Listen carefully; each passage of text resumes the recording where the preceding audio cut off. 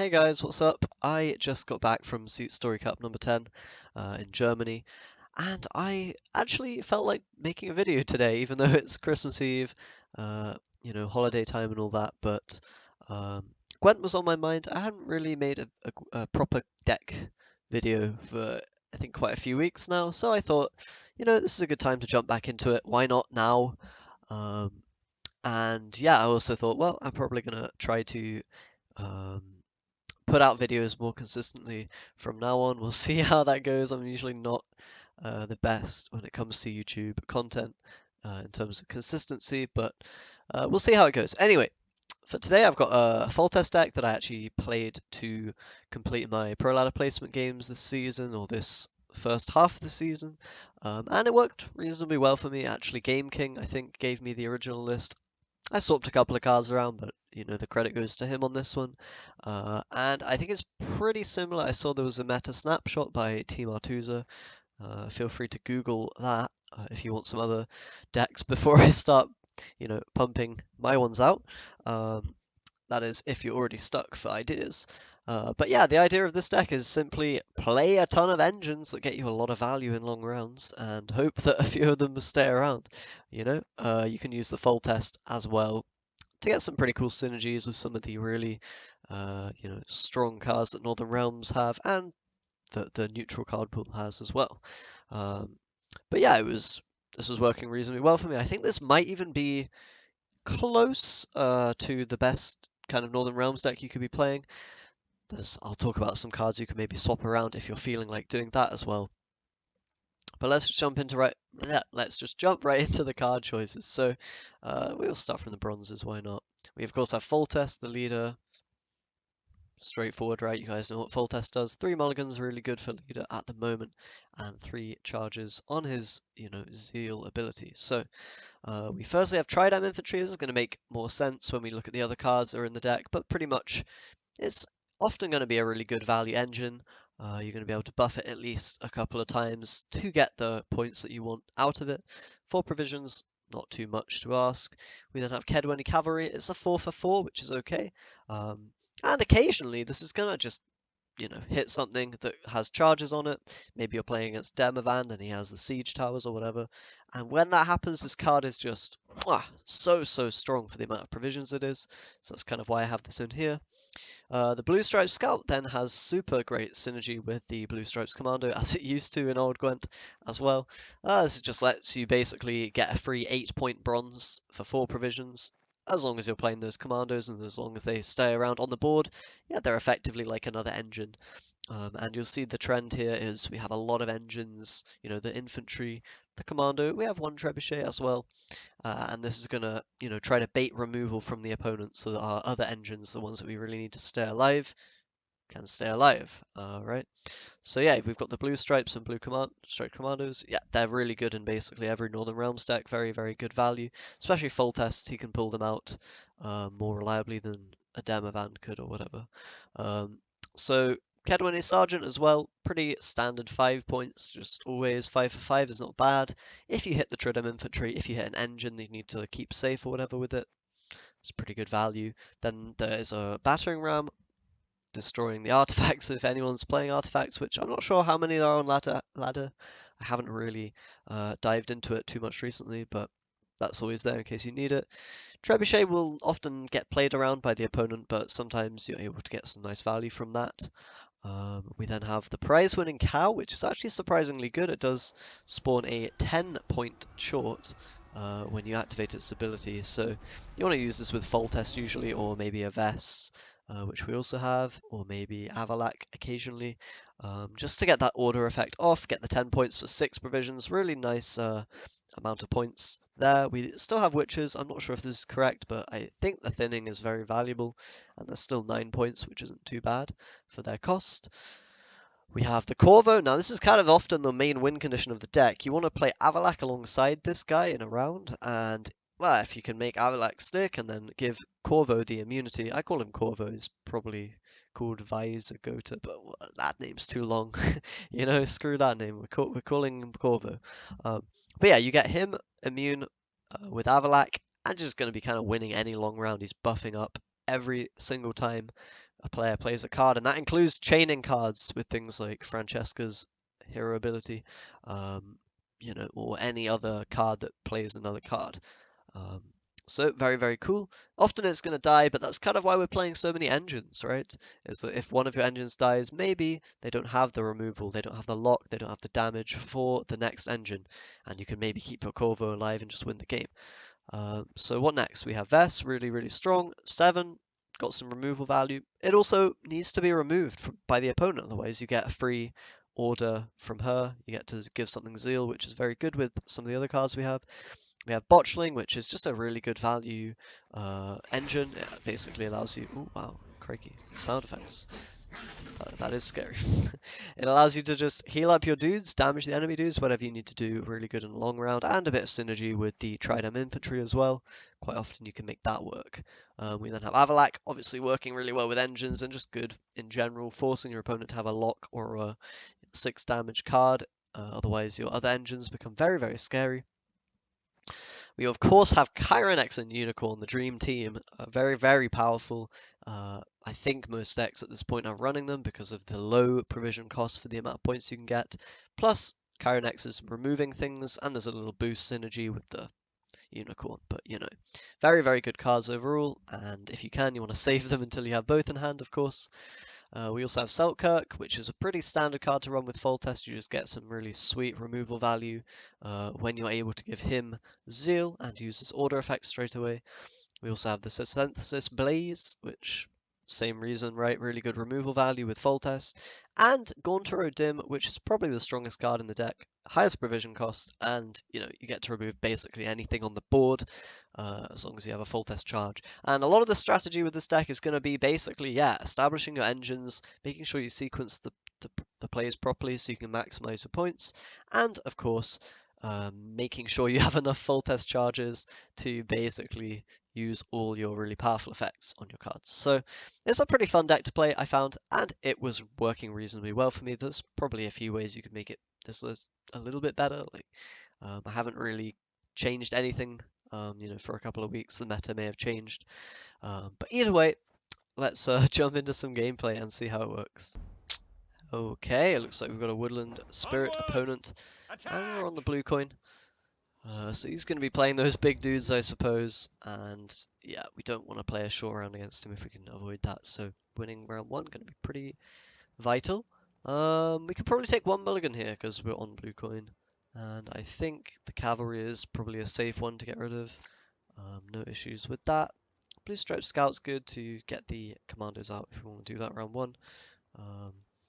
And yeah, the rest of the hand's not looking too hot. We could even get rid of a battering ram here for increased power in this round, and that pays off really nicely because we do get the other blue striped scout, so going to be pretty important to keep our commando alive and just get those guys out. When you have those in hand, it's always really, really nice. So what do we want to go for here? We could just start with the Tridem infantry. I kind of like that. He probably won't remove it. The Woodland Spirit and the Eridan deck as well don't really tend to have that much removal. Wild and Hound, Arc Spores, maybe a lock or 2 here and there, but apart from that, not much. And we can just Tactical Advantage now, which works really well, just to remove the Arc Spore. The damage on the Trident we don't really mind too much. And then we can, of course, think about going Botchling. I'm pretty tempted to go with the Blue Stripes Commando here, and then pull out the boys. I mean, is there a downside? He could lock the second one. He probably would do that. So I think we just do this, and it'll be a pretty safe way to get a ton of points. And bully him out of this round, hopefully without using too many of our really, really good cards. So we could just think about, we could just boost this with the Sergeant. I actually like that as a play, because it's going to, effectively keep us, well ahead. We're just maximizing points, right? Effectively. I think I'm not even going to use the second charge, because it's better with the Tridem, right? And we can get basically 3 points. He still isn't able to pass. And of course our next plays are going to be blue stripes, just to pull out the commandos. Or add more of those to the deck. We can of course now boost Tridem as well. It looks like he wants to leave the round probably. And we're going to say, you know what, friend, you can do that. But if you do that, life's not going to be too fun for you, because we're going to have all sorts of engines coming up in the future rounds. As of course is the, aim of this deck. It is aiming to get those engines online. Now, Wild Hunt Riders do come out. I'm pretty sure we want to go with the Trebuchet here, just to secure the long round value. It might be a bit better to go with the Scout, but I like playing the Trebuchet. You often can't get proper, amounts of points from it, so this is a good situation where we can capitalize on him playing in the range row. He might pass. He might also not. I'm saying that he probably won't because he played the Riders, which are, a pretty good card, pretty big commitment. Although, yeah, we'll see what he wants to do. It's always good for Woodland to win the first round because then they can, control the pace of the game, of course, and that is pretty vital for them. Either way, we get another Blue Stripe Scout. Should we want it? I think we probably do.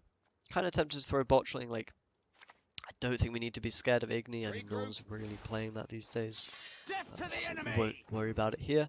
It would be pretty devastating if he had it, but gotta take those risks. The 8 points from Scouts are just so nuts when they line up in your hand, and that should be preventing him from doing a lot this turn anyway. I think we can play Botchling and Unicorn this round if we have to. The others probably don't want to play super early in the game.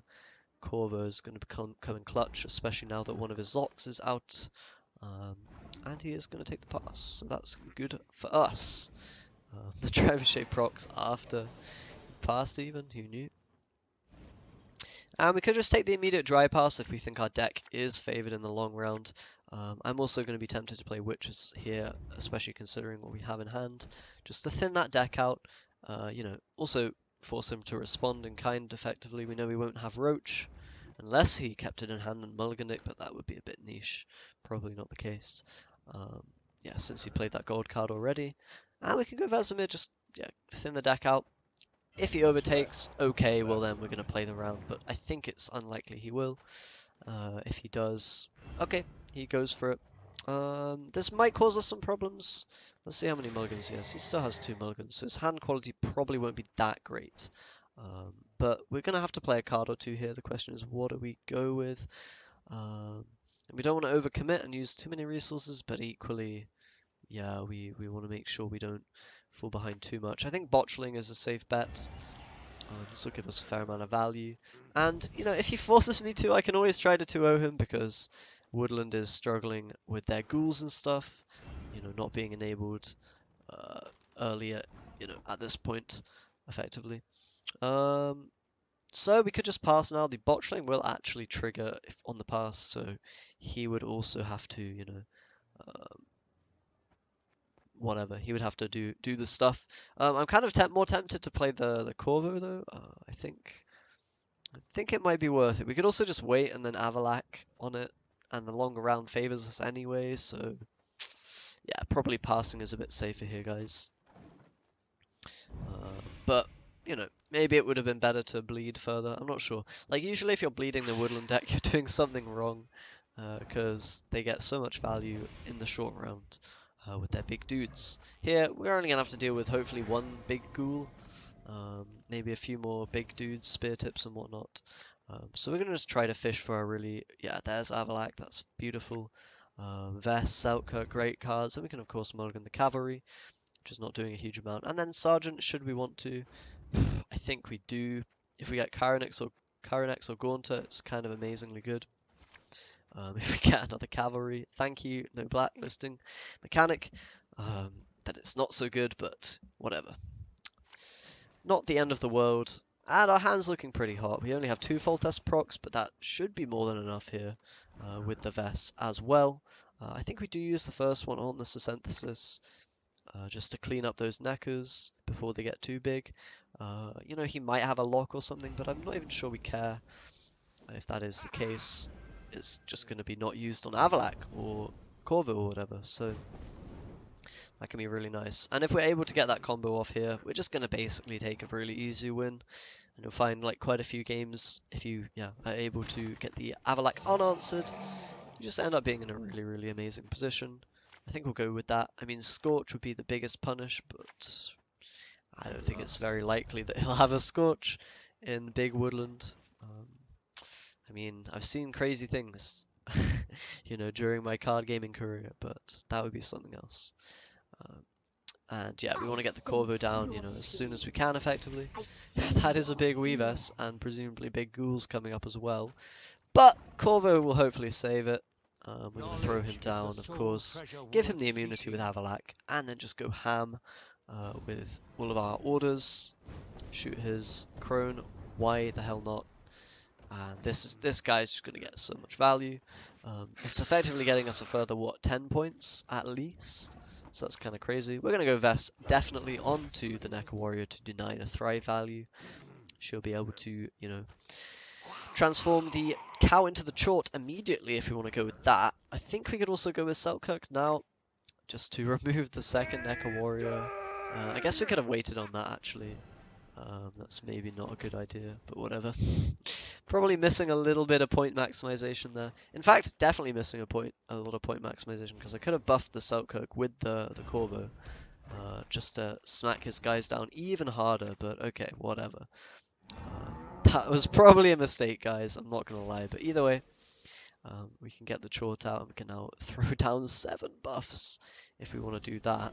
I think we do go to 14. It's out of Geralt professional range, and it's going to stop his, you know, biggest unit being the biggest unit for now at least. We'll see if that really comes into play. But the Corvo value is just insane, guys, if it doesn't get answered. Yes, he has big dudes. Okay. Big deal, am I right? We have a Kedwenny Knight here, and then just so many procs from the Corvo next turn. I'm pretty sure with the Unicorn as well, we'll be able to just seal the deal. He does have a lot of big dudes. There's no lying about that. But I think we've got him, just about. Just showing off the power of the engines in, you know, what was not even that long of a round. Very, very good stuff. I think this deck should be kind of favoured against this sort of big woodland stuff. Maybe not so much against Eredin. Oh my god, look at all this. We could have won this even more convincingly if we'd buffed the Selkirk to duel a big unit, but wasn't needed anyway, so thumbs up, very cool. And yeah, I mean, the Eredin deck is a bit harder because they can, you know, win the long round with their Eredin ability, if they want to do that. Either way, I'm a little bit off peak, but it's fine. And yeah, I mean, this Foltest deck, probably not the best at the moment, like not the best deck out there, but maybe tier 2. I think in the meta snapshot for R2s they put similar deck in tier 2, so yeah. While I haven't played too much recently, I think this deck's pretty okay, and yeah, feel free to give it a shot if you're feeling it. Anyhow, I'm going to try to be more consistent with YouTube videos coming up. I cannot promise that will be the case. We'll see how it goes and how I'm feeling, but yes. Let me know if I don't know, just comment or whatever people do in YouTube videos, and I'll Merry Christmas, guys. I'll see you next time.